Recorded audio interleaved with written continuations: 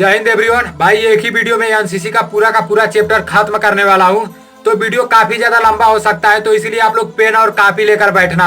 और देखो NCC drill के साथ साथ अपना रिटेन का भी तैयारी करो, नहीं तो बहुत सारे भाई 2 साल एनसीसी करते हैं, ड्रिल करते हैं, यूनिफॉर्म पहनकर जाते हैं और लास्ट में नतीजा निकलता है एनसीसी बी में C ग्रेड पाते हैं। कितने लोग तो यार फेल हो जाते हैं। तो इसलिए भाई अपने ड्रिल के साथ साथ अपना स्टडी का भी मतलब थोड़ा ख्याल रखो, नहीं तो बाद में बहुत प्रॉब्लम हो जाएगा। पूरी जिंदगी मतलब ये पछताना पड़ जाएगा यार, थोड़ा सा मेहनत कर लिया होता तो एनसीसी बी रिजल्ट मिल गया होता, मतलब रेस मारता तो इतना छूट मिल जाता। तो इसलिए भाई वीडियो थोड़ा लंबा हो सकता है, लेकिन एक ही वीडियो में मैं आप लोग को पूरा का पूरा चैप्टर एनसीसी का खत्म कर दूंगा। और एनसीसी में मतलब जितना भी है यूट्यूब पर बहुत सारे लोगों ने वीडियो बनाया है, अच्छी वीडियो है, अच्छा जैसे मैं देखा हूँ, लेकिन किसी ने भी ऐसा नहीं बनाया है कि एक ही वीडियो में पूरा का पूरा चैप्टर समाप्त कर दे। तो जितना भी इम्पोर्टेंट है मैं इकट्ठा करके रखा हूँ, ऐसा नहीं है कि सारा बकवास बताऊंगा। देखो ये एनसीसी हैंडबुक है, ठीक है ना, और इसमें से मैं तैयारी करता हूँ, और प्लस ये जो है एनसीसी दर्पण, तो इसमें से तो सभी लोग तैयारी करते हैं। लेकिन ये जो दिख रहा है आप लोगों को ना, ये पहले पेपर कराया गया है, एनसीसी बी का पेपर और C का पेपर, तो मैं अपने दोस्तों से मांगा हूँ।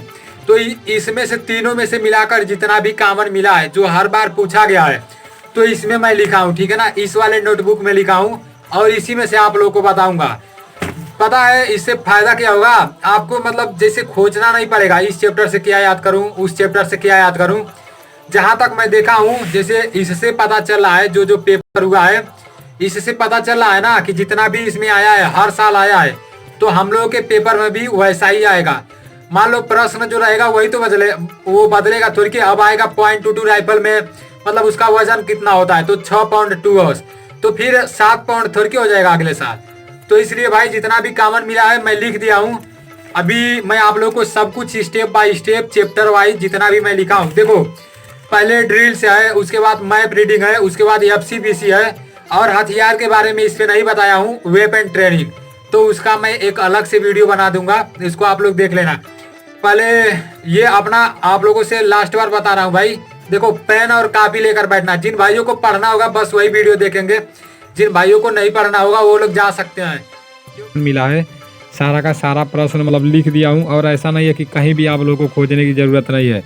जैसे एक ही वीडियो काफ़ी ज़्यादा लंबा होगा, लेकिन जैसे जैसे मैं लिखा हूँ वैसे मैं आप लोगों को बता रहा हूँ, ठीक है ना। ऐसा नहीं, आप लोग ये मत सोचना चैप्टर वाइज तो बता ही नहीं रहा है, तो जिस तरह मैं लिखा हूँ उसी तरह बता रहा हूँ।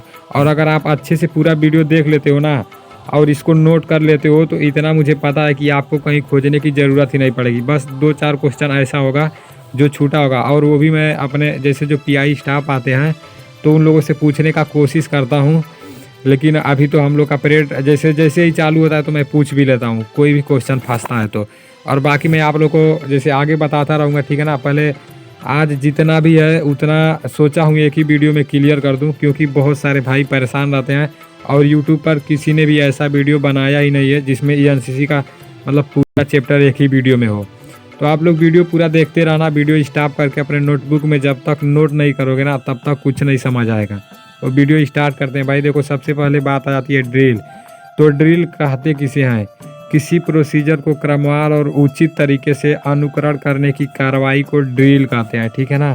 किसी प्रोसीजर को क्रमवार और उचित तरीके से अनुकरण करने की कार्रवाई को ड्रिल कहते हैं। और ड्रिल की शुरुआत सन 1666 ईस्वी में हुआ था, ठीक है ना। और 1834 ईस्वी में इंडिया आया था। इंडिया में कहाँ आया था? पूना में। तो इतना आप लोग याद रखना। ड्रिल की शुरुआत हुआ था सन 1666 ईस्वी में, जर्मनी में हुआ था जनरल ड्राल द्वारा। और इंडिया में आया था 1834 ईस्वी में। कहाँ आया था इंडिया में? पूना में आया था। तो इसको आप लोग याद रखना। ड्रिल किसे कहते हैं उसको भी याद रखना। ड्रिल 2 प्रकार के होते हैं, ओपन ड्रिल और क्लोज ड्रिल। ओपन ड्रिल कहाँ किया जाता है? ओपन ड्रिल या फील्ड एरिया में किया जाता है। और क्लोज ड्रिल कहाँ किया जाता है? इसे शांति क्षेत्र में परेड ग्राउंड में किया जाता है। अब नीचे आ जाता है ड्रिल का उद्देश्य। देखिए ड्रिल का उद्देश्य होता है, ड्रिल का सिद्धांत होता है, तो ड्रिल की बुरी आदतें होती है, ये सब अभी मैं आप लोग को बता रहा हूँ। देखो ड्रिल का जो उद्देश्य है ना, तो कैडेट्स में अनुशासन की भावना पैदा करना, पॉइंट में आप लोगों को लिखना है। देखो भाई एनसीसी के बारे में तो सब कुछ बताएंगे, मतलब सब बहुत लोग बताएंगे, लेकिन आप लोगों को लिखने का तरीका पता होना चाहिए, ठीक है ना। और देखो मैं जितना भी बताऊंगा वो किताबी भाषा नहीं बताऊंगा, जैसे आपका नंबर भी नहीं कटेगा और याद करने में आसानी भी रहेगी। तो ड्रिल का उद्देश्य जो है आपको पॉइंट में लिखना है। पॉइंट 1 रहेगा कैडेट्स में अनुशासन की भावना पैदा करना। दूसरा पॉइंट रहेगा कैडेट्स को ड्रेस पहनना तथा चलना फिरना सिखाना। तीसरा पॉइंट रहेगा कैडेट्स में मिलजुल कर कार्य करने तथा हुक्म मानने की आदत डालना सिखाना। चौथा पॉइंट रहेगा कैडेट्स को कमांड कंट्रोल सिखाना। पांचवा पॉइंट रहेगा कैडेट्स में फुर्ती तथा आत्मबल का विकास करना। छठवां पॉइंट रहेगा ड्रिल अनुशासन की बुनियाद है। ठीक है ना। तो ये ड्रिल का उद्देश्य था। अब आएगा ड्रिल की बुरी आदतें। तो ड्रिल की बुरी आदतें क्या होती है? आंखों का घुमाना, अनावश्यक हरकत करना। दूसरा पॉइंट कभी भी आपको पॉइंट में ही लिखना है। दूसरा पॉइंट रहेगा पैर को घिसड़ कर चलना। तीसरा पॉइंट रहेगा एड़ियों को आपस में टकराना। चौथा पॉइंट रहेगा उछल कूद कर चलना। तो ये हो गया। अभी ड्रिल से देखते हैं और क्या क्या है। नीचे आ जाते हैं। ये थोड़ा इतना कट पीट इसलिए किया हूँ ना, क्योंकि मुझे जो अच्छा लगता है मैं अपने भाषा में लिखता हूँ। नंबर भी नहीं कटेगा, पीआई स्टाफ से भी पूछ लेता हूँ, तो इसलिए ये कट पीट हुआ है। ठीक, तो इस पर आप लोग नहीं जाना। अभी मैं आप लोगों को ड्रिल का उद्देश्य बताया हूँ। अब ड्रिल का सिद्धांत देखना। इसमें बहुत सारे भाई कन्फ्यूजन, सॉरी इसमें एक मिनट, ये जो है ना इसमें बहुत सारे भाई परेशान जैसे हो जाते हैं ड्रिल का सिद्धांत और ड्रिल का उद्देश्य में। तो इसमें आप लोग कन्फ्यूजन में नहीं होना। ड्रिल का सिद्धांत जो है तो मजबूती, चुस्ती और तालमेल, इसको आप लोग लिख लेना। मजबूती, चुस्ती, तालमेल वर्ड्स का सिद्धांत। अब वर्ड्स ऑफ कमांड, ये भी बहुत पूछे जाते हैं। चेतावनी और कार्यवाही। तो ये कट पीट पर आप लोग नहीं जाना, क्योंकि जैसे मुझे जो अच्छा लगता है वो मैं लिखता हूँ, और जो आसानी रहता है नंबर तो उतना ही मिलेगा। अब बात आ जाती है एनसीसी कैडेट गर्ल्स 1 मिनट में 110 कदम चलते हैं और बॉयज़ कितने चलते हैं? 116 कदम 1 मिनट में। ठीक है ना। अब आ जाती है खुली लाइन चल। तो खुली लाइन चल में 150 इंच तथा निकट लाइन चल में 60 इंच का फासला होता है। और सावधान में दोनों एड़ी मिली हुई तथा विश्राम में एड़ियों का अंतर 12 इंच तथा पंजों के बीच का अंतर 18 इंच होता है। तो ये सब तो मैं आगे भी बताऊंगा आप लोगों को। यहाँ आ जाते हैं। देखो यहाँ मैप रीडिंग के बाद देखो ड्रिल से मैं आप लोगों को क्या बताया हूँ उसको आप लोग याद रखना, एक बार रिवीजन कर लेना। ड्रिल का सिद्धांत बताया हूँ, सिद्धांत में बस 3 था। और ड्रिल का उद्देश्य बताया हूँ पॉइंट वाइज। ड्रिल की बुरी आदतें बताया हूँ। ड्रिल कहाँ हुआ था? जैसे ड्रिल जर्मनी में जनरल डराल द्वारा सन 1666 ईस्वी में आया था और 1834 में भारत में आया था। तो ये सब ड्रिल से बता चुका हूँ। अब आती है मैप रीडिंग। ठीक है ना। तो मैप रीडिंग, मैप कहते किसे हैं? मानचित्र किसे कहते हैं? तो देखो कागज़ का वह टुकड़ा जिस पर पृथ्वी के किसी निश्चित भूभाग को कन्वेंशनल साइन, यहाँ इंग्लिश में कन्वेंशनल साइन नहीं लिखा हूँ, उसका हिंदी होता है सांकेतिक चिन्हों द्वारा दर्शाया जाता है, उसे मैप या मानचित्र कहते हैं। देखो भाई इतना छोटा मतलब परिभाषा आपको नहीं मिलेगा, सही भी है, नंबर भी मिलेगा और याद करने में आसानी भी रहेगा। देखो मैप कहते किसे हैं? कागज़ का वह टुकड़ा जिस पर पृथ्वी के किसी निश्चित भूभाग को कन्वेंशनल साइन, सांकेतिक चिन्हों द्वारा दर्शाया जाता है, उसे मैप या मानचित्र कहते हैं। ठीक है ना। अब बात आती है मानचित्र के उपयोग। मानचित्र का उपयोग कहाँ कहाँ होता है? तो आप पॉइंट वाइज डालकर लिखना। पहला पॉइंट भूमि पर अपने स्थिति का पता लगाना। दूसरा पॉइंट एक स्थान से दूसरे स्थान तक दूरी तथा दिशा ज्ञात करना। तीसरा पॉइंट भूमि पर शत्रु के स्थिति का पता लगाना। चौथा पॉइंट किसी भूभाग के विभिन्न विशेषता ज्ञात करना। पांचवा पॉइंट मार्च करने के लिए उचित रास्तों का चुनाव। और छठवां पॉइंट होगा युद्ध के समय चाल की योजना बनाना। तो ये था मानचित्र का उपयोग। ठीक है ना। मानचित्र किसे कहते हैं ये भी बता दिया हूँ, मानचित्र का उपयोग भी बता दिया हूँ। अब मानचित्र के प्रकार, मानचित्र कितने प्रकार के होते हैं?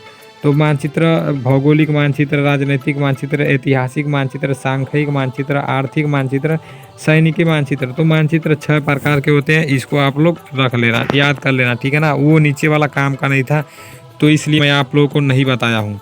और देखो ये भी आप लोग को याद रखना बहुत ज़रूरी है, मानचित्र पर रंगों का प्रयोग। ये सब आप लोग नोट करते जाना। जैसे मैं अपना नोटबुक बनाया हूँ वैसे आप लोग भी एक बना लेना और ये रेगुलर अपना याद करते रहना, नहीं तो बहुत दिक्कत हो जाएगा। देखो मानचित्र पर रंगों का प्रयोग।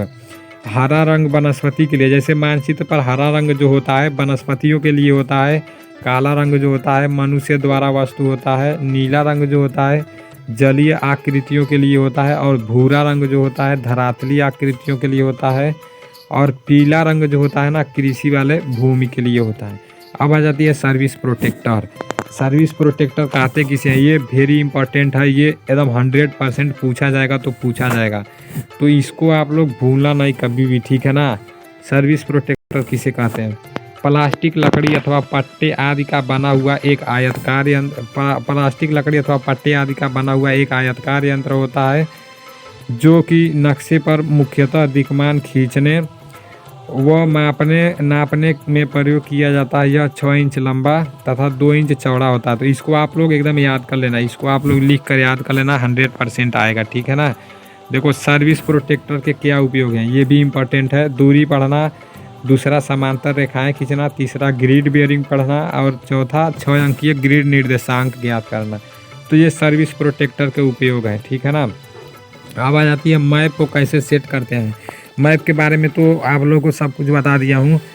मैप कितने प्रकार के होते हैं, मैप किसे कहते हैं, मैप का उपयोग मतलब क्या होता है। अब मैप कैसे सेट करते हैं, तो जब आपके पास ये आप लोग लिख लेना और इसको याद कर लेना। देखो अभी मेरे पास जैसे कंपास वम्पास नहीं आया, लेकिन फिर भी मैं याद करके मैप सेट कर दूंगा, ठीक है ना। तो आप लोग भी याद कर लेना, इसको अच्छे से लिख लेना। मानचित्र को कैसे सेट करें, तो सबसे पहले मैप को नीचे रख दें, कंपास को उठाएं और उसके हेयर लाइन को मैप के काले लाइन के सीधे में रखें। मैप को धीरे धीरे अपने दाईं ओर घुमाएं तब तक मैप की काली लाइन, हेयर लाइन और कंपास की सुई जो वास्तविक उत्तर की दर्शाती है एक सिद्ध में ना आ जाए। जब ये तीनों एक सिद्ध में आ जाए तो समझिए आपका मैप सेट हो गया, MNGN, ठीक है ना। अब बात आती है नेक्स्ट प्रिज्मेटिक कंपास। तो प्रिज्मेटिक कंपास जो है ना, मैप के बारे देखो मैं आपको ड्रिल के बारे में बता दिया हूँ और मैप के बारे में बता दिया हूँ। अब आई है तीसरा नंबर पर प्रिज्मेटिक कंपास। जितना इंपॉर्टेंट है बस उतना ही मैं बता रहा हूँ, ठीक है ना। जितना मैं अपना नोटबुक में लिखा हूँ, जिस तरह मैं तैयारी करता हूँ उस तरह। देखो प्रिज्मेटिक कंपास है, यह मतलब प्रिज्मेटिक कंपास क्या होता है, किसे कहते हैं, तो यह एक गोल डिबिया नुमा यंत्र होता है जिसकी सुई हमेशा चुंबकीय उत्तर की तरफ संकेत करती है। प्रिज्मेटिक कंपास मुख्यतः 2 प्रकार के होते हैं, सूखा और एक तरल, ठीक है ना। सेना में तरल कंपास का प्रयोग होता है जिसका पूरा नाम लिक्विड प्रिज्मेटिक कंपास मार्क 3 होता है। तो इसको आप लोग याद रखना, इसका परिभाषा है, ठीक है ना। प्रिज्मेटिक कंपास किसे कहते हैं। अब बात आती है प्रिज्मेटिक कंपास के हिस्से पुर्जों का नाप। तो टंग notch, tongue lead, window, glass window, जैसे ये भी आता है। प्रिज्मेटिक कंपास के पुर्जों का नाम लिखिए, हिस्से पुर्जों का नाम लिखिए, और इसमें से सिर्फ 5 आएगा, ऐसा आएगा। प्रिज्मेटिक कंपास के 5 हिस्से का नाम, 5 पुर्जों का नाम लिखिए। तो इसमें से 5 को लिख देना है, ठीक है ना। Tongue notch, tongue lead, window, glass window, prism line, lubber line, hair line, direction mark, तो ये सब आता है, ठीक है ना। अब देखो आ जाता है उत्तर के प्रकार। देखो मैं आपको जितना भी बता रहा हूँ इम्पोर्टेंट क्वेश्चन बता रहा हूँ। उत्तर के प्रकार, उत्तर कितने प्रकार के होते हैं, तो उत्तर 3 प्रकार के होते हैं। वास्तविक उत्तर, चुंबकीय उत्तर, मानचित्र का उत्तर, ट्रू नॉर्थ, ग्रिड नॉर्थ और मैग्नेटिक नॉर्थ। तो इसको भी आप लोग याद कर लेना, ठीक है ना। और उत्तर दिशा का पता लगाना, तो ये तो बहुत तरीके से पता लगाया जाता है, लेकिन जो इम्पोर्टेंट है उसको आप लोग याद रखना, ठीक है ना। तारों द्वारा मतलब कब्र विधि, मस्जिद विधि, कंपास विधि, तो इसको आप लोग याद रखना, ठीक है ना। मैं तो बहुत लिखा हूँ, यहाँ आप लोग देख सकते हो, मस्जिद विधि, कब्र विधि, पेड़ विधि, कंपास विधि, तो याद आप लोग कर लेना उत्तर का पता कैसे लगाया जाता है। अब आ जाती है GPS, ग्लोबल पोजीशन सिस्टम, इसका फुल फॉर्म होता है। GPS क्या होता है, तो यह उपग्रहों और प्रापक यंत्रों की एक प्रणाली है जो लोगों और उपकरणों को पृथ्वी पर उनकी स्थिति की सटीक जानकारी उपलब्ध कराती है। सामान्यतः GPS परिचय प्रणाली 24 उपग्रहों का प्रयोग होता है जो 12 घंटों में पृथ्वी की परिक्रमा पूरी करते हैं। तो इसको भी आप लोग याद कर लेना, बार बार पूछा जाता है GPS, ग्लोबल पोजीशन सिस्टम क्या है, ठीक है ना। अब आ जाती है, हाँ ये सबसे इम्पोर्टेंट है भाई, इसको तो आप लोग नोट करना ही करना यार। देखो वैसे तो मैं सब इम्पोर्टेंट बता रहा हूँ, लेकिन ये सब भूलने वाली चीज़ नहीं है, नहीं तो फेल हो जाओगे। इतना तो मतलब मुझे पता ये सब आता है क्योंकि हर बार पूछा गया है। देखो FC एंड BC से बता दे रहा हूँ आप लोग को, ड्रिल बता दिया हूँ, कंपास बता दिया हूँ, मैप बता दिया हूँ। अब FC and BC, field craft and battle craft के बारे में मैं आप लोग को बता रहा हूँ। देखो दूरी और दूरी का अनुमान लगाने के किन्हीं 5 विधियों को लिखो। तो ये बहुत इंपॉर्टेंट है भाई। दूरी का अनुमान मतलब लगाने का 5 विधियों को लिखो। तो इकाई का तरीका पॉइंट में लिखना है, दिखाई का तरीका, की रेंज विधि, सेक्शन का औसत विधि, ब्रैकेटिंग विधि और हाविंग विधि। 6 वो मैं बता दिया हूँ, लेकिन 5 बोला है, ठीक है ना। तो इसको आप लोग नोट करते जाना। चीज़ें क्यों दिखाई देती है, ये भी इम्पोर्टेंट है, VVIP है, ठीक है ना, वेरी इंपॉर्टेंट है। देखो चीज़ें क्यों दिखाई देती है, तो आकार, चमक, छाया, सतह, आकार, चमक, छाया, फासला, सतह, तिमिर, चित्र, हरकत, इन्हीं कारणों की वजह से चीज़ें दिखाई देती हैं। तो इसको आप लोग याद कर लेना, ठीक है ना। देखो सेक्शन फार्मेशन के 5 प्रकार बताइए। तो सेक्शन फार्मेशन के 5 प्रकार: single file formation, diamond formation, arrowhead formation, spearhead formation, extended line formation.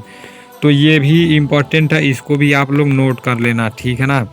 अब आ जाता है ये अधिक दूरी के अनुमान कब होते हैं। तो जब कम रोशनी, सब आप लोग नोट करते जाना भाई। मैं बार बार आप लोगों से इसलिए बोल रहा हूँ, अगर नोट नहीं करोगे तो कुछ नहीं होने वाला है, तो इसलिए आप लोग नोट करते जाना। अधिक दूरी के अनुमान कब होते हैं, जब कम रोशनी हो। दूसरा पॉइंट सूर्य देखने वाले के सामने हो। तीसरा पॉइंट तंग घाटी से देखने पर। चौथा पॉइंट ऊपर से नीचे देखने पर। पांचवा पॉइंट नज़दीक के वस्तु से दूर की वस्तु छोटी हो। और छठवां पॉइंट टारगेट और देखने वाले के बीच उठी ज़मीन हो। अब आ जाती है कम दूरी के अनुमान कब होते हैं।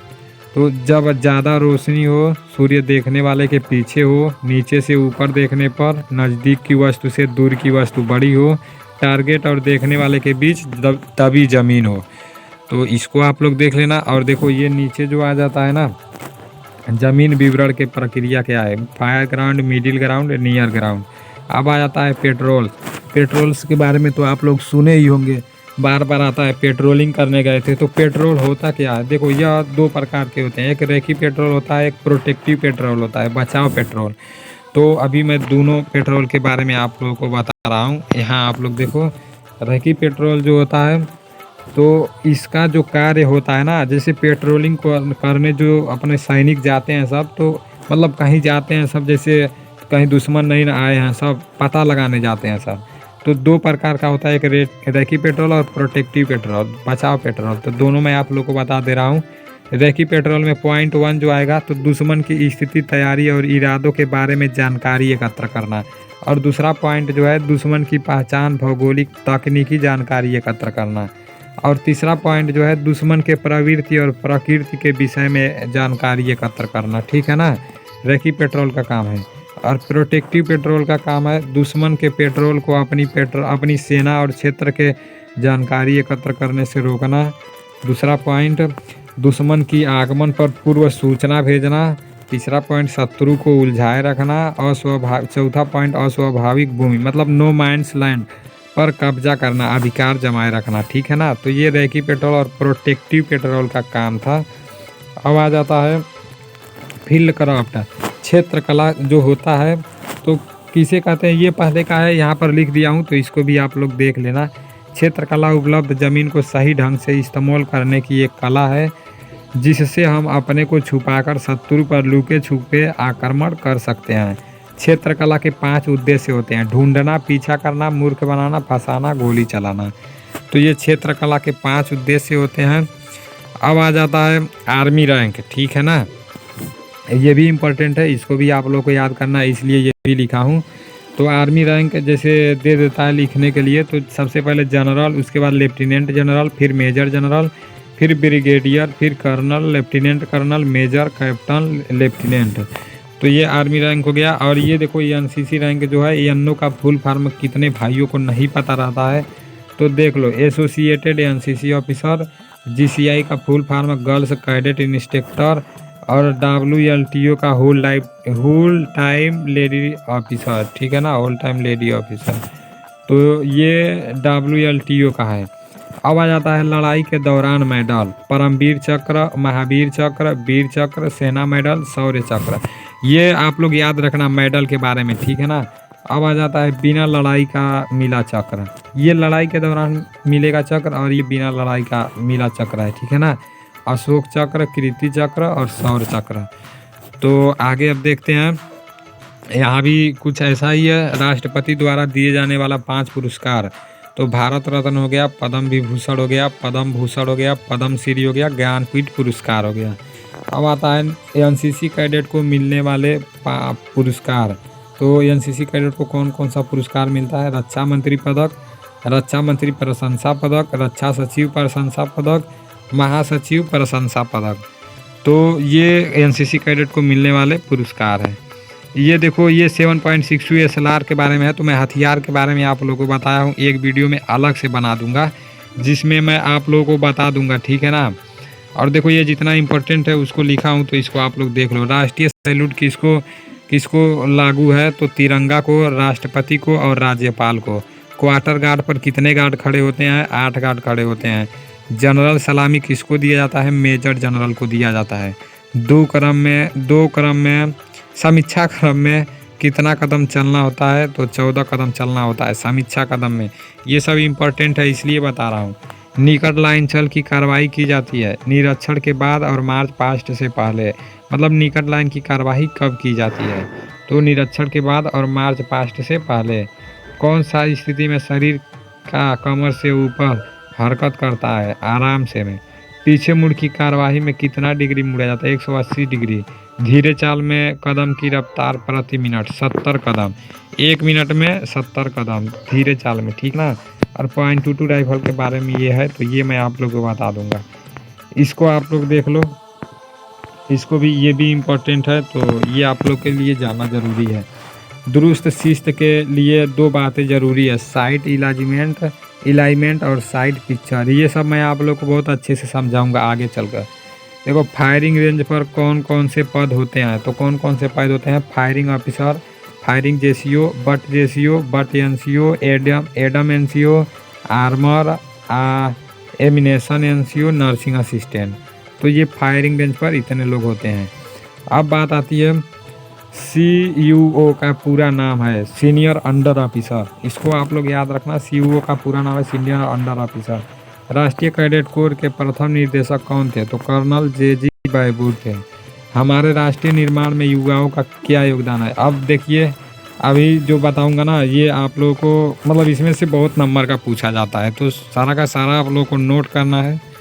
देखो, हमारे राष्ट्रीय निर्माण में युवाओं का क्या योगदान है? तो गरीबी उन्मूलन, पॉइंट डालकर लिखना है। दूसरा पॉइंट सड़क निर्माण, तीसरा पॉइंट उच्च शिक्षा, चौथा पॉइंट मानव संसाधन विकास, 5वां पॉइंट राष्ट्रीय एकता, ठीक है ना। अब बात आती है, भारत के 5 धर्मों के नाम लिखो। तो हिंदू, मुस्लिम, सिख, ईसाई, बौद्ध, जैन। तो ये भारत के 5 धर्मों का नाम है। और नेक्स्ट आता है, देश के उत्तर, पूर्व, पश्चिम, दक्षिण तथा मध्य प्रत्येक क्षेत्र की प्रमुख नदी का नाम लिखो। तो आंसर में आप लोग को लिखना है झेलम। देखो, उत्तर में कौन कौन सी नदी है? झेलम, चिनार, रावी, सतलुज और ब्यास, ठीक है ना। और पूरब में कौन कौन सी नदी है? महानदी, गोदावरी, कृष्णा, कावेरी और पैनार। पश्चिम में कौन कौन सा है? नर्मदा, ताप्ती, साबरमती और लूनी। दक्षिण में कौन कौन सा है? भूसी, कृष्णा, सिरपा और ताप्ती। मध्य में कौन कौन सा है? यमुना, घाघरा, गंडक, गोमती और गंगा, ठीक है ना। तो इतना आप लोग को याद रखना है। और नेतृत्व के 10 गुण, ये हमेशा आता है यार, नेता के 10 गुण लिखो। तो आप लोगों को कोई भी लिख देना है। ईमानदारी, पॉइंट डालकर। पहला ईमानदारी, दूसरा वफादारी, तीसरा निपुणता, चौथा पहल, 5वां सहनशीलता, 6वां निर्णायक, 7वां संकल्प और उसके बाद साहस, चौकस छवि, निष्पक्षता, निष्ठावान, परिपक्व, आत्मविश्वास। तो आप लोग को इसमें से 10 लिख देना है। आप लोग सब देख लो, ठीक है ना। अब बात आती है नेक्स्ट, व्यक्तित्व में सुधार के तरीके लिखो। व्यक्तित्व में सुधार के तरीके लिखो, तो आपको पॉइंट डालकर लिखना है। अपने कार्य को अच्छी तरह जानना तथा सक्षम होना, पहला पॉइंट। दूसरा पॉइंट, अपनी क्षमताओं का ज्ञान तथा उन्हें सुधार। तीसरा पॉइंट, अपने क्षमताओं, तीसरा पॉइंट है अपने अधीनस्थ व्यक्तियों को जानना। चौथा पॉइंट है आदर्श प्रस्तुत करना। 5वां पॉइंट है अधीनस्थों में टीम भावना विकास। और 6वां पॉइंट है सही और सामाजिक निर्माण। 7वां पॉइंट है अधीनस्थों में कार्य के प्रति स्वयं को उत्तरदायित्व भावना विकास, ठीक है ना। अब बात आती है चरित्र विकास में एनसीसी की क्या भूमिका है। तो पहला पॉइंट डालकर लिखना है एक अच्छे नागरिक का निर्माण करना। दूसरा पॉइंट एकता और अनुशासन के साथ प्रतिज्ञा और निष्ठा से अपने देश की सेवा करना। तीसरा पॉइंट अनुशासन की भावना किसी व्यक्ति के अंदर पैदा करना। चौथा पॉइंट हर एक व्यक्ति के अंदर निस्वार्थ सेवा की भावना पैदा करना। ठीक है ना। अब आ जाती है ये मनोबल से आप क्या समझते हैं। देखिए मैं जितना भी बता रहा हूँ कोई बकवास नहीं बता रहा हूँ, इम्पोर्टेंट बता रहा हूँ। वो आप लोग ये मत सोचना अभी आप लोग जो लोग नए होंगे ना आगे जाएंगे तो यही सब पढ़ाया जाएगा और देखना पेपर में भी ऐसे ही आएगा। तो मनोबल से आप क्या समझते हैं। मनोबल एक नैतिक गुण है जो मनुष्य के मानसिक शक्ति से उत्पन्न होता है। दूसरा पॉइंट खाना पीना का स्तर अच्छा होना। तीसरा पॉइंट रहने की उत्तम व्यवस्था। चौथा पॉइंट स्वास्थ्य और मेडिकल की सुविधा। चौथा पॉइंट धार्मिक स्थल का होना। पांचवा पॉइंट मनोरंजन की अच्छी व्यवस्था। ठीक है ना। अब बात आती है फायर ये थोड़ा हाँ इसको आप लोग देखो आपदा वाला, ये भी इम्पोर्टेंट है। आपदा के दौरान आवश्यक सेवाओं को बनाए रखने के लिए एनसीसी कैडेट की भूमिका के बारे में लिखो। तो आपदा के दौरान एनसीसी कैडेट की भूमिका क्या होती है, बहुत वेरी इम्पोर्टेंट है। ठीक है ना। तो पहला पॉइंट आप लोग को लिखना है पूर्व चेतावनी। दूसरा पॉइंट लिखना है आपदा के दौरान शेल्टर की व्यवस्था करना। तीसरा पॉइंट लिखना है पीड़ित व्यक्तियों को सुरक्षित स्थान पर पहुंचाना। चौथा पॉइंट लिखना है प्राथमिक उपचार देना। पांचवा पॉइंट लिखना है मनोबल बढ़ाना। छठवां पॉइंट लिखना है सुरक्षा तथा गश्ती देना। सातवां पॉइंट लिखना है टेलीफोन सुविधा उपलब्ध कराना। सातवां पॉइंट लिखना है भोजन तथा द्रव विवरण करना। ठीक है ना। तो इसको आप लोग सब नोट करते जाना। अब देखो प्राकृतिक और मानव निर्मित आपदाएं कौन सी हैं। तो प्राकृतिक आपदाएं भूकंप, चक्रवात, बाढ़, सुनामी, सूखा। और मानव निर्मित युद्ध, बम विस्फोट, आतंकवाद, जातिवाद और दंगा। तो इसको भी आप लोग याद रखना, ये भी इम्पोर्टेंट है। जितना भी इम्पोर्टेंट है उतना मैं आप लोग को सब बता दे रहा हूँ। ठीक है ना। आप लोग को खोजने की कहीं ज़रूरत ही नहीं पड़ेगी। अब बात आती है एड्स का मुख्य कारण क्या है। असुरक्षित एवं संबंध पहला पॉइंट। दूसरा HIV संक्रमित रक्त लेने से। तीसरा पॉइंट HIV संक्रमित माता द्वारा शिशु पैदा करने से।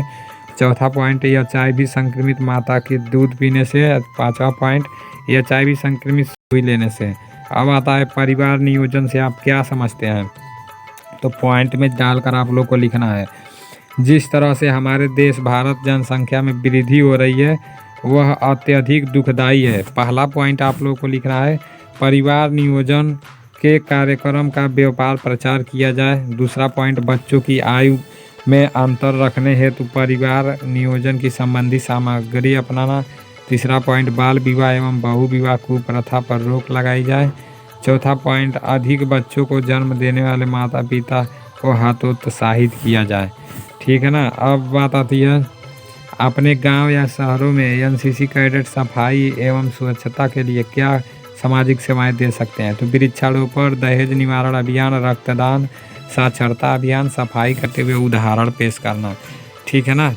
अब आ जाती है देखिए मैं जितना भी इम्पोर्टेंट है आप लोग को बता रहा हूँ, मैं लिखा हूँ, मैं भी इसको याद करता हूँ और मैं देखा हूँ हर साल पूछा गया है और उसी में का ये है। ठीक है ना। स्वच्छता के प्रति लोगों को जागरूक करना, सामाजिक कुरीतियों के खिलाफ रैली, खुले में शौच करने पर पाबंदी लगाकर और लास्ट है मेडिकल सुविधा उपलब्ध कराकर। अब बात आता है ये भी देखो बहुत इम्पोर्टेंट है राष्ट्रीय एकता के मार्ग में प्रमुख बाधाएं क्या है। तो जातिवाद है, आर्थिक समानता पॉइंट करके लिखना है, भाषावाद, ठीक है ना, क्षेत्रवाद, धर्मवाद, राजनीतिक दल और विदेशी तत्व। तो इसको आपको लिखना है ये क्या है राष्ट्रीय एकता मार्ग में प्रमुख बाधाएं क्या है। ठीक है ना। तो अब नीचे आ जाता है किसी देश की राष्ट्रीय एकता को बढ़ाने वाले कारकों के नाम लिखो। तो पहला हो गया जातिवाद के खिलाफ होना। दूसरा हो गया किसी भी कार्य या विकास में राजनीति हस्तक्षेप नहीं होना चाहिए। विदेशी दलालों का प्रभाव नहीं होना चाहिए। राष्ट्रीय एकता के कार्यों में धर्म भाषा का प्रयोग नहीं करना चाहिए। ठीक है ना। अब आ जाता है और राष्ट्रीय एकता को बढ़ाने एनसीसी की भूमिका क्या है। मतलब राष्ट्रीय एकता को बढ़ाने में एनसीसी की भूमिका क्या है। तो क्या क्या है साक्षरता अभियान चलाया जा सकता है। दूसरा रक्तदान। तीसरा देश की सुरक्षा हेतु श्रमदान और लास्ट वाला है ट्रैफिक कंट्रोल करना। तो ये भी बहुत इम्पोर्टेंट है। अब देखो प्रश्नावली को विकसित करने वाले महत्वपूर्ण टिप्स कौन कौन से हैं? तो ईमानदारी है, विनम्र है, बुरी आदतों से छुटकारा, शिष्टाचार और उठने बैठने व चाल चलन में सुधार, ज्ञान बढ़ा है, सकारात्मक सोच है। तो ये सब है, ठीक है ना। अब बात आ जाती है महत्वपूर्ण नैतिक मूल्य। ईमानदारी, समग्रता, पवित्रता, अनुशासन, निस्वार्थ, निष्ठा, निष्पक्षता, मदद, ठीक है ना। इसको आप लोग नोट करते जाना, याद कर लेना सब, ठीक है ना। पेपर में ये सब पूछा जाएगा। अब आ जाता है कौशल विकास। कौशल विकास क्या है? एक समर्थक व सफल जीवन जीने के लिए व्यक्ति में कोई न कोई कौशल होना आवश्यक है। कौशल के प्रकार: साक्षरता कौशल, भाषा कौशल, कार्यात्मक कौशल, व्यवसायिक कौशल, क्रीड़ा कौशल, सांस्कृतिक कौशल और जीवन कौशल, ठीक है ना। अब नीचे आ जाता है व्यक्तित्व का विकास या आदत में सुधार। ये बहुत इंपॉर्टेंट है, वेरी इंपॉर्टेंट है, इसको आप लोग याद कर लेना। व्यक्तित्व का विकास या आदत में सुधार: संकल्प, क्रियाशीलता, निरंतरता, अभ्यास, अच्छे उदाहरण, पुरस्कार। तो इसको आप लोग याद कर लेना। अब बात आती है नेता। नेता किसे कहते हैं? तो सबसे पहले जो होता है ना, नेता किसे कहते हैं? नेता वह व्यक्ति होता है जो अपने लक्ष्य के प्राप्ति के लिए अन्य लोगों और संसाधनों को सकारात्मक रूप में प्रभावित करता है, उसे क्या कहते हैं? नेता कहते हैं। नेता वह व्यक्ति होता है जो अपने लक्ष्य की प्राप्ति के लिए अन्य लोगों और संसाधनों को सकारात्मक रूप में प्रभावित करता है, ठीक है ना।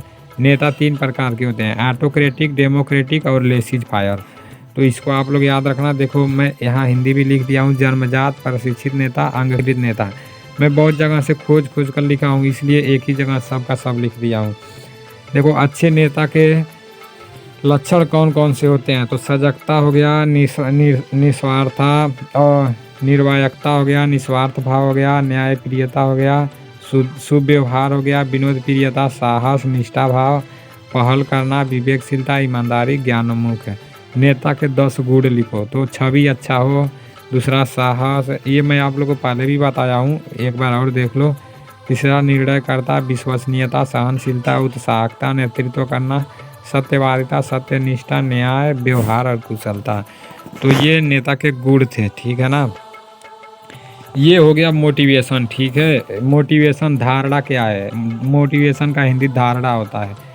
तो धारणा चुनने व छांटने की एक प्रक्रिया है जिसमें व्यक्ति को सही गलत को निर्धारित करता है या हमें अप्रासंगिक व विघटनकारी जानकारी से बचाती है, ठीक है ना। मोटिवेशन क्या होता है, यही उसका आंसर है। अब देखो कर्तव्य क्या है? हमारे नैतिक व विविध दायित्वों को ही कर्तव्य के रूप में परिभाषित किया जाता है। कर्तव्य हमारे वरिष्ठजनों, सहयोगी और अधीनस्थों के प्रति उचित एवं उत्तम व्यवहार करने के लिए प्रेरित करता है, ठीक है ना। अब आ जाता है नागरिक है। नागरिक क्या होता है? सिटीजन। नागरिक उस व्यक्ति को कहते हैं जो राज्य के प्रति भक्ति रखता हो तथा उसे राजनीतिक व सामाजिक अधिकार प्राप्त हो और जो लोक सेवा की भावना प्रेरित करता हो, उसे नागरिक कहते हैं, ठीक है। तो इसको भी आप लोग याद कर लेना। तो अच्छे नेता के गुण ये तो मैं आप लोग को बता ही दिया हूँ। नागरिकता किसे कहते हैं? नागरिक और नागरिकता में अंतर होता है, ठीक है ना।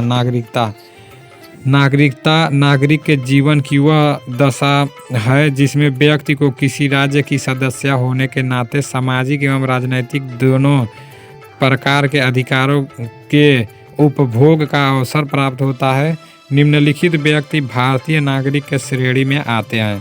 कौन कौन से? देखो 3 प्रकार के होते हैं। प्रथम श्रेणी में जो भारत भूमि में पैदा हुए हों, द्वितीय श्रेणी में जिनके माता पिता में से कोई एक भारत के भूमि में पैदा हुआ हो, और तीसरा पॉइंट जो है तृतीय श्रेणी, तो भारतीय संविधान लागू होने से पूर्व से देश में रहा हो, ये तीसरा पॉइंट है, ठीक है ना।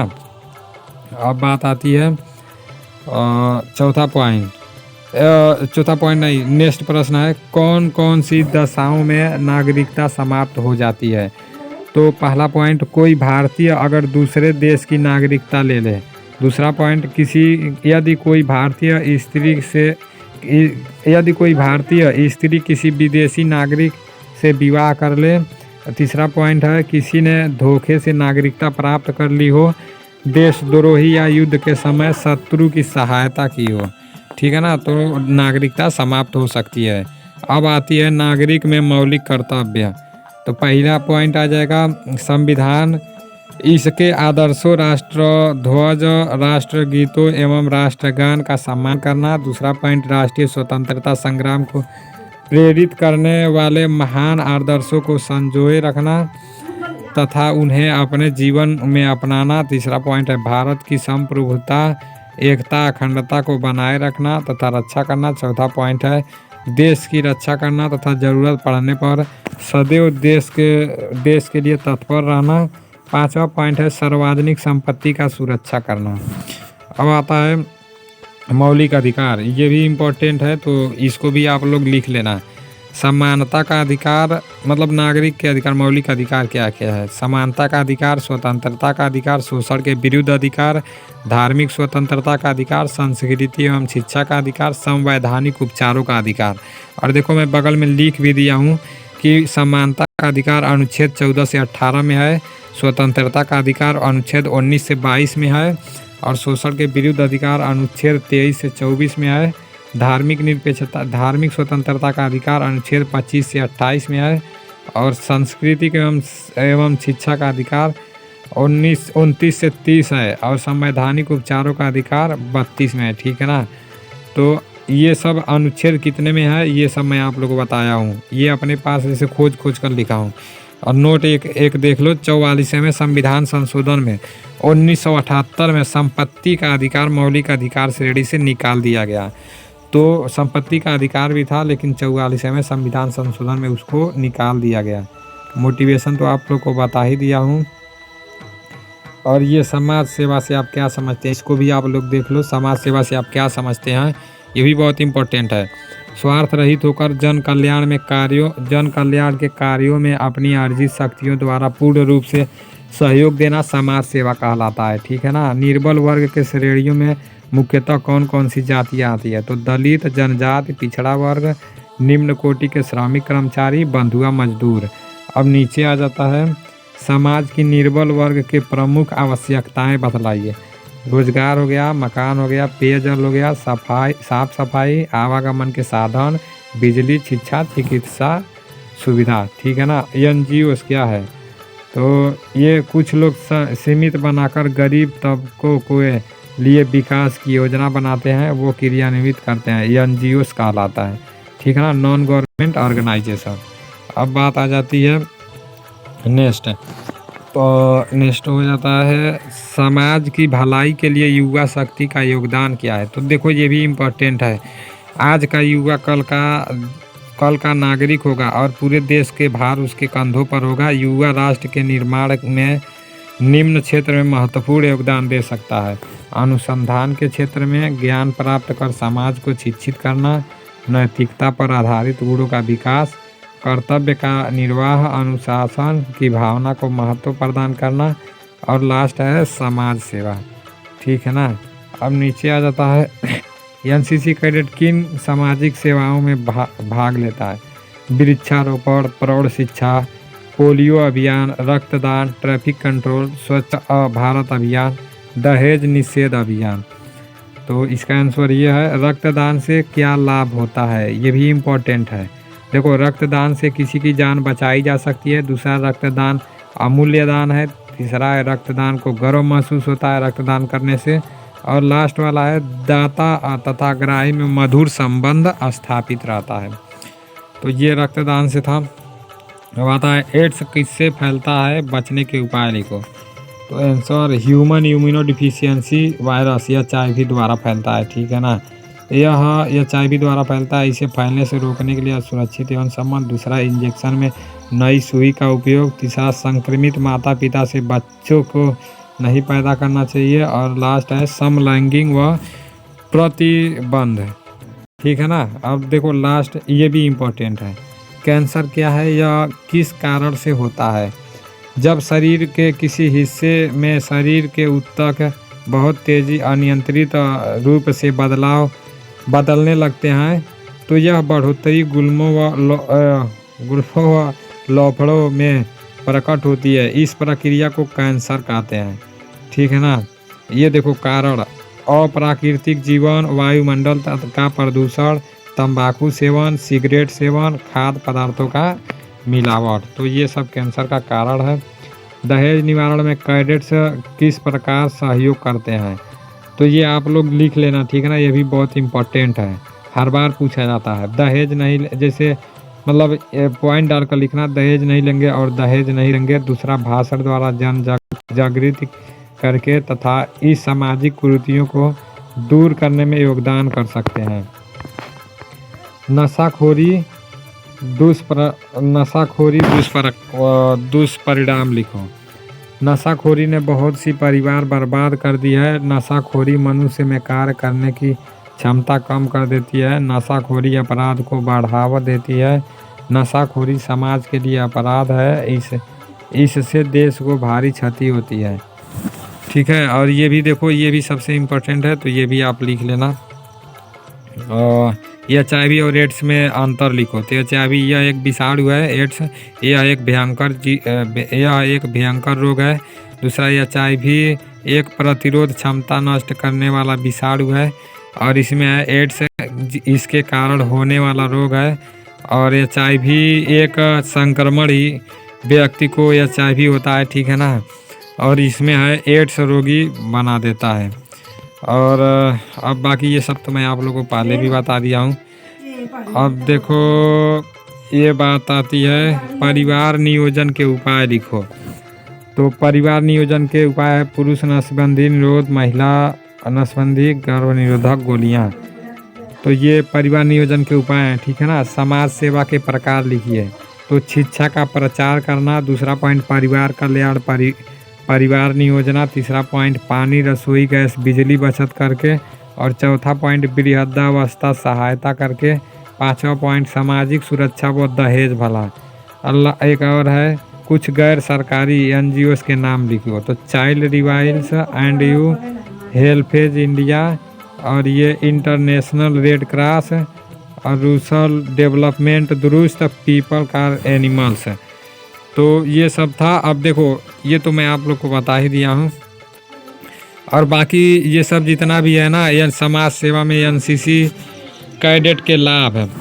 तो जैसे आप समाज, ये भी आप लोगों को देख लेना, इसको आप लोग लिख लेना, ठीक है ना। और देखो जो इम्पोर्टेंट है उतना तो मैं आप लोग को बता ही दिया हूँ। और गवर्नमेंट ऑर्गेनाइजेशन ये उतना इम्पोर्टेंट नहीं है।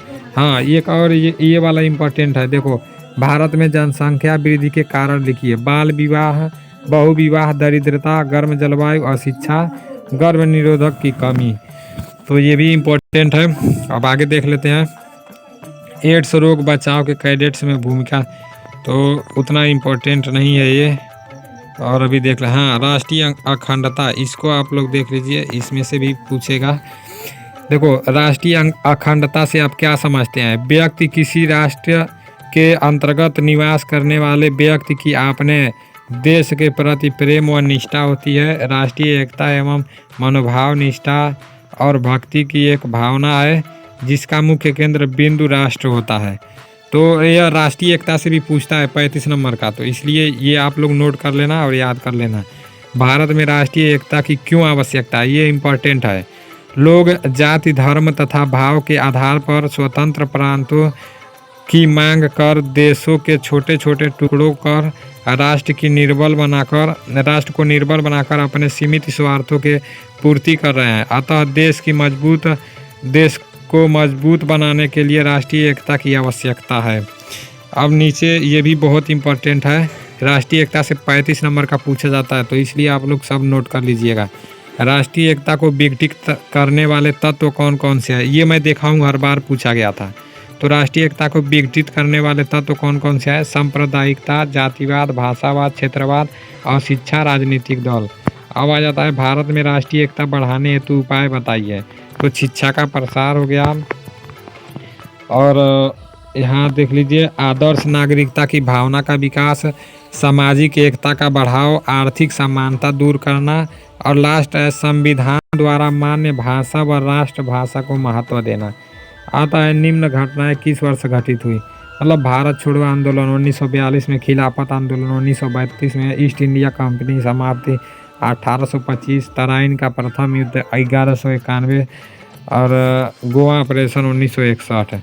तो ये सब इम्पोर्टेंट है, इसको आप लोग याद कर लेना, ठीक है ना। और बाकी जितना भी इम्पोर्टेंट था मैं आप लोग को बता दिया हूँ, ये सब भी आप लोगों को याद करना बहुत ज़रूरी है।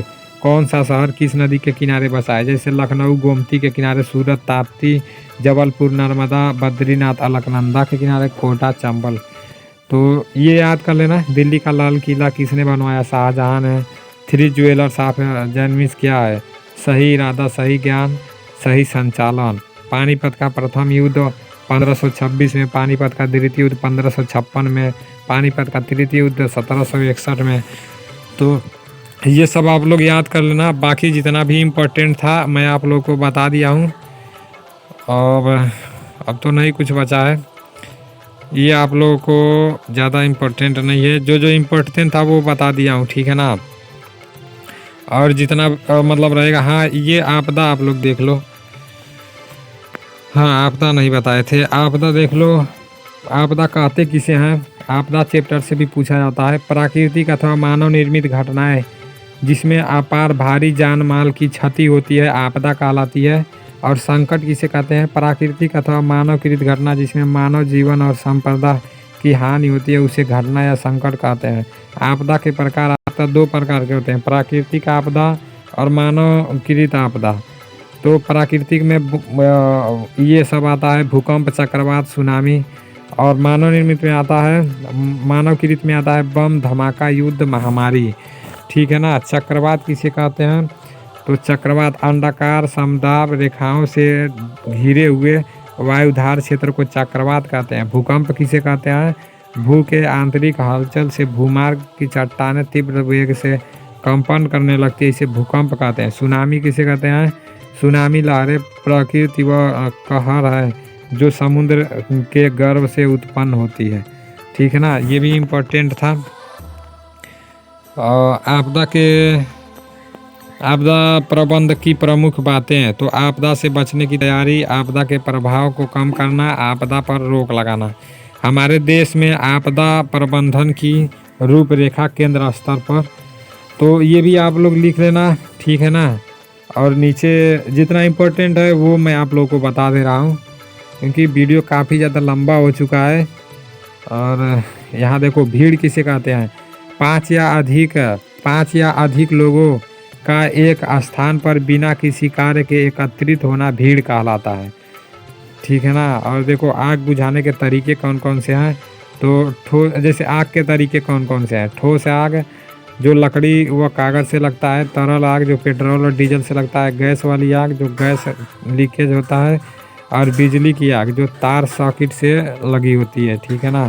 आग फैलने की विधियाँ यहाँ पर दिया है, आग फैलने की विधियाँ, तो संवरण द्वारा, संवहन, विकिरण और प्रत्यक्ष ज्वलन, तो ये भी है, ये भी इम्पोर्टेंट है, आप लोग इसको लिख लेना। अग्निशामक पार्टी को की कार्य के अनुसार 3 भागों में बांटा गया है, फायर पीकेज पार्टी, आग बुझाने वाली पार्टी, और फायर सार्वेज पार्टी।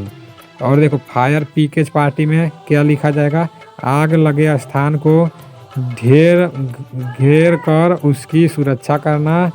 आग बुझाने वाली पार्टी आग बुझाना, और फायर साल्वेज पार्टी का आग में फंसे सामान को बाहर निकालना, ठीक है ना। और नेक्स्ट आ जाता है, ये तो उतना इम्पोर्टेंट नहीं है, फिर देख लेते हैं, ये भी इम्पोर्टेंट नहीं है। हाँ ये इम्पोर्टेंट है, तो इसको आप लोग लिख लेना, ठीक है ना। देखो, और ट्रैफिक का नियम ये आप लोगों को लिख लेना, आप लोग स्क्रीनशॉट लेकर रख लेना। अब नीचे आ जाते हैं, ये भी नहीं इम्पोर्टेंट है, ये सब तो मैं आप लोगों को बता ही दिया हूँ। ये भी नहीं इम्पोर्टेंट है, ये भी उतना इम्पोर्टेंट नहीं है। अभी जो इम्पोर्टेंट होगा मैं आप लोग को बता दूंगा, ठीक है ना। वैसे आप लोग सब स्क्रीनशॉट ले लेना, इसको भी आप लोग ले लेना। अब बात आती है सड़क दुर्घटना, हाँ ये इम्पोर्टेंट है, इसको आप लोग देख लेना। यहाँ आप लोग देख सकते हो दिया है, सड़क दुर्घटना के क्या कारण हैं, तो यातायात के नियमों का पालन न करना, शराब पीकर वाहन चलाना, खराब वाहनों का प्रयोग, खराब सड़क, तेज़ गति से वाहन चलाना, तो ये इम्पोर्टेंट है, इसको आप लोग याद कर लेना, ठीक है ना। और इधर आ जाते हैं, तो ये सब तो मैं आप लोग को जब हथियार के बारे में बताऊंगा तब बताऊंगा। तो बस इतना ही था, जितना इम्पोर्टेंट था मैं आप लोग को सब कुछ बता दिया हूँ। अभी हथियार के बारे में जो कुछ भी बताऊंगा, जितना इम्पोर्टेंट रहेगा आगे चलकर, वो सब आप लोग को बताते रहूँगा, ठीक है ना। जितना भी मैं आप लोगों को बताया हूँ तो देखो पूरा का पूरा मैं जैसे एनसीसी हैंडबुक से, एनसीसी दर्पण से, और ये जो पेपर है ना ये पहले का पूछा गया है। तो इन सब में जो कॉमन मिल रहा था, हर बार पूछा गया था, तो उसी को मैं इकट्ठा करके लिखा था। तो वही मैं आप लोग को बताया हूँ भाई। तो इसलिए आप लोग जितना भी बताया हूँ अगर तैयार कर लेते हो तो पक्का यार पास तो हो ही जाओगे। और अपना स्टडी अच्छे से करते रहो। अभी हमारा भी पेपर होने वाला है 3-4 मतलब 2-3 महीने बाद तो हो ही जाएगा। तो हम लोग भी अपना तैयारी कर रहे हैं। चलो ठीक है भाई लोग, जय हिंद।